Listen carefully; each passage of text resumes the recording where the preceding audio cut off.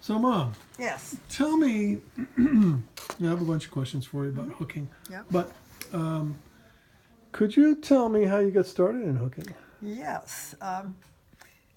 I didn't start hooking until I was in my 40s, and my first rug is dated 1978, and it probably took me 2 years to do it.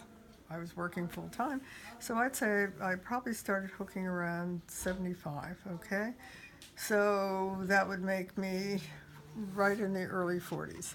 Up until then, I was an avid sewer and knitter and made all my clothes. In fact, Bob, when you were a baby, I made your little jammies, and I had a little buttonhole tool on my uh, Singer portable, which was, kind of basic Singer in those days. And I made all your little clothes, and you had button bottoms buttoned onto the tops like they have the snaps now. But anyway, did a lot of sewing and did a lot of knitting, and the sweater I have on is one that I had knitted in those years, in the 70s and 80s. I still knit, and I did, knit right along, and also sewed. Love it. Well, how did I start hooking? Um, we lived in Milford and Massachusetts, and in those days there were a lot of mills in Milford and Uxbridge and that area. A lot of yarn mills, really fancy ones like Stanley Barocco. I picked up a ball of yarn in the shop yesterday, made by Stanley Barocco, and it says made in Italy, so they are still in business in importing wools. Well, anyway, my friend Lynn Lovell, um, we kind of shared families and kids, and they were all the same ages, and we'd go skiing together and that kind of thing. Well, Lynn and I would scour the woolen mills and pick up all kinds of wool, and I had bales of it up in the attics and in barrels and all kinds of things, and also the same thing with sewing fabric. So I had quite a storehouse.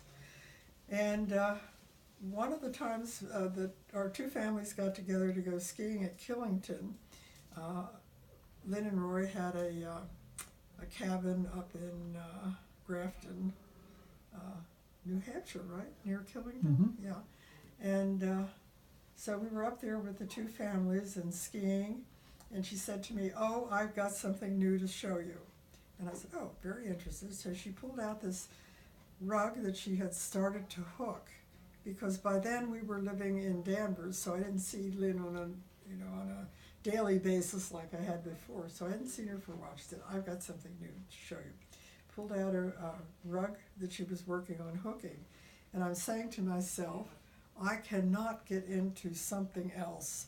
Uh, I would have to have a U-Haul, a truck come in the middle of the night if I died and get rid of what's in the attic before anybody saw all of this stuff from yarn and sewing fabric as it is. So anyway, I thought to myself, I can't do this.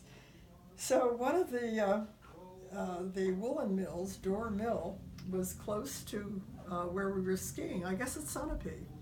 And so she said, we have to go over to Door and look at some of the wool they have for hooking. And I thought to myself, well, no way am I getting involved in something else. But, of course, I could always pick up some nice wool to make a skirt or a suit or something like that. Okay, so yes, I'm excited about going to Door Mill. So we went, and they had all kinds of lovely woolens, and I remember buying something to make a skirt. And Lynn is still talking to me and jabbering to me about rug hooking.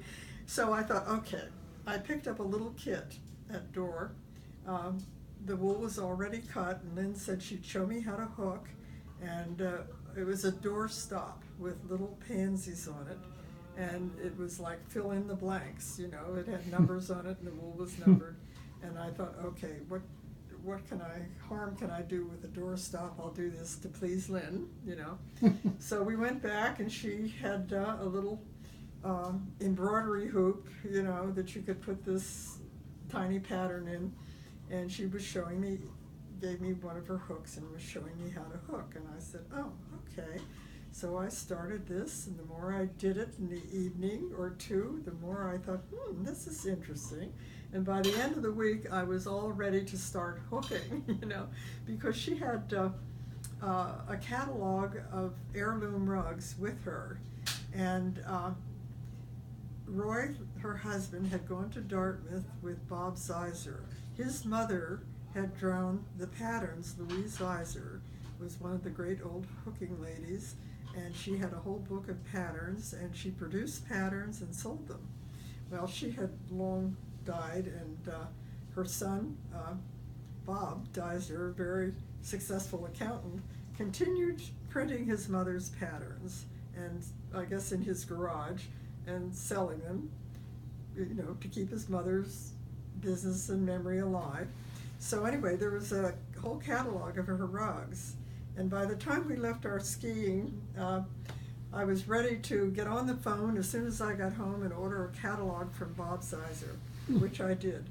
And that became, to me, in my teaching all day and coming home, I'd sit down and look at this catalog of patterns. It was like the kids in their Sears and Roebuck catalog at Christmas time. They'd sit and look at what they wanted to get, and I'd sit and look at what rugs looked really neat.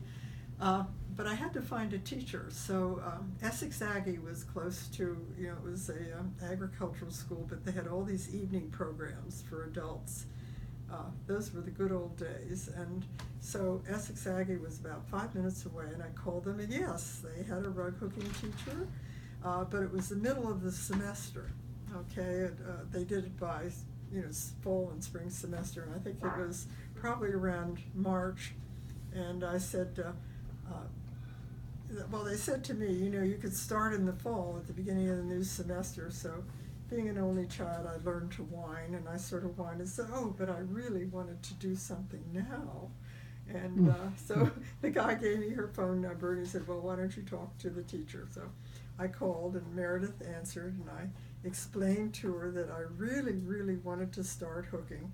And Meredith, very sweet, they said, well, the class is pretty full, and you can start in September. So I whined again. And she said, well, why don't you just stop over and see what we're doing? Okay. So by then, I had ordered a rug pattern from the Wish book, the heirloom patterns from Bob Zeiser. It was about 6 by 4 feet. No, small. Wow. But I wanted we had a big house with big wide pine floors. I wanted to make a rug, and a rug for the house. All right, now this was a pattern that was irises all over the outside border. Big rug. Irises are rather complicated flowers. So I went to Meredith's class in the evening, soon after that, and just a lovely, lovely lady in every way. And she said to me, have you hooked before?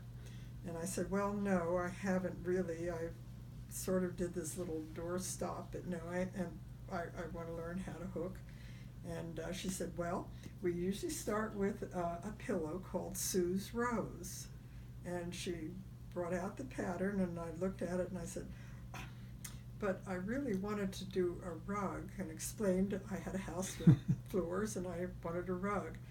And she said, well, it's sometimes easier to start with something small. So then I whipped out my rug, and she looked at this pattern, and she said, well, irises are rather difficult. So I kind of whined again and said, but I love irises. And she said, she looked at me, and she looked at this rug, and she put her hands on her hips and looked again, and she said, well, irises it has to be. And I, to this day, I probably would not have hooked beyond starting that rose that I didn't want to do. And I've thought of that so many times with students. Whatever they want to do, they can do it, and they'll be happy with it and finish it. And so anyway, that was my first introduction, and it wasn't an easy rug to do. Irises are complicated, but I was really into it, and I also had to start immediately dyeing my own wool, because with two kids in college at the time, I thought, I can't start something that's going to cost me a lot of money. And so I said to Meredith, she was teaching in a second floor classroom. You had to climb up the fire escape practically to get it there at Essex Aggie. And her husband would bring all of her materials for the class, and John was great. But anyway, she had no place to do dyeing where she was teaching. So she said, I'll tell you what to do, and you can call me if you get stuck with something. And so she would instruct me, and I'd write it all down, exactly how to do the dyeing. And by this time, of course, I had all this woolen stuff that Lynn and I had accumulated from our mills. And we were able to buy, then I would go back to see Lynn in Milford, and we'd go down to Oxford, and there was a fulling mill there. A fulling mill gets woolens from mill-end woolens from factories, and they make felt out of it.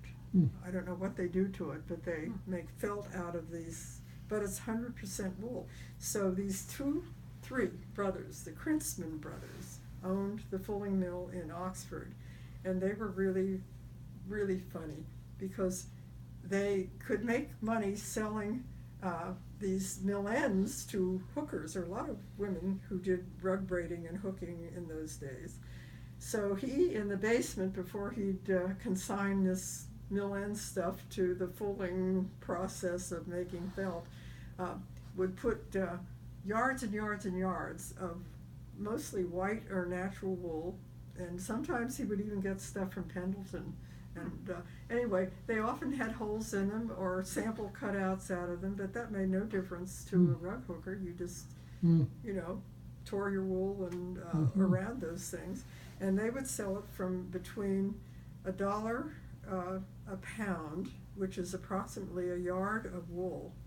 Now it sells for retail, 3 years ago when I retired, retail at Door and, I'm sorry, wholesale price at Door and Woolrich, the only ones left. Pendleton makes Door's wool, that makes wool flannel. Anyway, wholesale price to me 3 years ago was between $17 and $18. Retail, back to your students, was about $24 a yard. All right, we were buying this for $1 a pound. $2 if it were white wool. But then again, I started accumulating barrels full of wool from these places. But I could get the wool very cheaply, and it was great grade flannel wool, and dyed it myself and learned to dye right away because I felt I couldn't afford to buy dyed wool. Now, as a teacher, again, 3 years ago, a yard of dyed wool was $54 a yard, going up. It's more than that now. So you can, there's a lot of work put into dyeing wool. So anyway, I did my own dyeing, and I started back then and finished my iris rug. That was my first rug. And that's in my book, by the way. It's still a very pretty rug. And just went on from there with Meredith for about almost 20 years. Oh, wow. And I never went to any workshops then because I couldn't really feel that I could afford to do that. And, teaching full time, and I just didn't feel I could take my summers to do that. But Meredith was just a wonderful, wonderful teacher. And I never heard of anybody else in all those 20 years because I didn't know anybody in hooking circles. Right. So when we got to Lancaster, after we came back from overseas, I was looking around. Well, actually, I wasn't doing any hooking overseas that 3 to 4 years, and got home and just could not get back to it. It's one of those things, you're getting resettled and you just don't take the time. And I said to your dad, I've got to get back to hooking. And there was a 3-day workshop in Fort Washington, about 2 hours away from Lancaster. So I thought, okay, it was 2 overnights, and I said, I can drive back, it's only 2 hours. And Dad said, oh, go and stay for the weekend and have a good time. So I called the director, Mina West, who was one of the big names in rug hooking. Of course, I didn't know any of these people. I never heard of anybody else but Meredith. And so anyway, I called Mina West and I said, I'd like to come to the workshop, but I don't know any of the teachers listed and I wouldn't know who to choose. And she said, well, have you had other teachers? And I said, well, only one. And I said, Meredith LeBeau in Salem, she's up in Salem, Massachusetts. She said, Meredith LeBeau? Oh my goodness, yes, I know Meredith. Everybody knows Meredith. And I thought, oh, that's interesting. So anyway, she said, you would really want to be with Nancy Blood. So I had never heard of Nancy Blood. So that was our first introduction, is our weekend in Fort Washington, and I've really taken workshops with her for the past 17 years, once a year. And a little time, after getting back into it, I decided I would like to go to teachers' workshops. So I called Meredith. She said, sure, I will recommend you. You have to have a teacher recommend you in order to go to teachers' workshops. So I then started that, and after probably 4 years of getting that accreditation in a week in the summer, and decided I wanted to do some teaching. So then I started that, and that started the ball rolling. So that's the long, short story of how I got started in rug hooking. But every time I'd go to teacher's workshop and mention Meredith LeBeau, it was like, you were with Meredith for all that time? So, I never appreciated what I had until I no longer had her. Oh my gosh. But she's was great. Wow, that's wonderful. Well, thank you, Ma. Okay.